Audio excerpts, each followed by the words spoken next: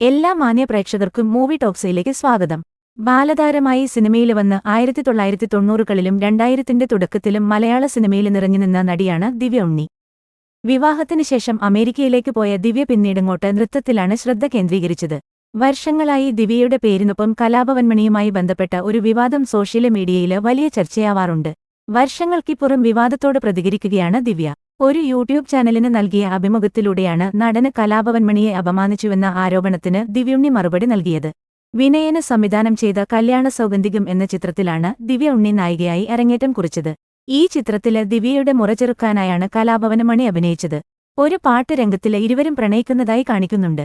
എന്നാൽ ഗാനരംഗം ചിത്രീകരിക്കുന്ന സമയത്ത് കലാഭവന് മണിക്കൊപ്പം ദിവ്യ അഭിനയിക്കില്ലെന്ന് പറഞ്ഞുവെന്നും തുടർന്ന് ആ ഗാനരംഗം ഒഴിവാക്കിയെന്നുമായിരുന്നു ആരോപണം. ഈ വാർത്ത സോഷ്യൽ മീഡിയയിലൂടെ പ്രചരിച്ചു തുടങ്ങിയതോടെ ദിവ്യ ഉണ്ണിക്ക് നേരെ വ്യാപക വിമർശനവും ഉയർന്നുവന്നു. ദിവ്യ നൽകുന്ന അഭിമുഖങ്ങൾക്ക് താഴെയുള്ള കമന്റ് ബോക്സുകളിലും പലരും നടിയെ കുറ്റപ്പെടുത്തുന്ന തരത്തിലുള്ള അഭിപ്രായങ്ങളാണ് എഴുതുന്നത്. ഇതേക്കുറിച്ച് അവതാരകന് ചോദിച്ചപ്പോൾ ദിവ്യ പ്രതികരിച്ചു. ആരാണ് ഇത് പറഞ്ഞതെന്നറിയില്ല. അതേക്കുറിച്ച് സംസാരിക്കാനേയില്ല. കാരണം എന്താണെന്ന് വച്ചാല് നമ്മൾ എന്തൊക്കെ പറഞ്ഞാലും അതൊരു ന്യായീകരണം പോലെയാകും. നമ്മൾ നമ്മുടെ തന്നെ ഭാഗം പറയുന്നത് പോലെ തോന്നും. അതുകൊണ്ട് തന്നെ ഞാൻ അതേക്കുറിച്ച് അഭിപ്രായം പറയാനില്ല. മണിച്ചേട്ടന് പോയില്ലേ? ആദ്യത്തെ സിനിമ മുതലേ എത്രയോ സിനിമകൾ ഞങ്ങൾ ഒരുമിച്ച് ചെയ്തതാണ്.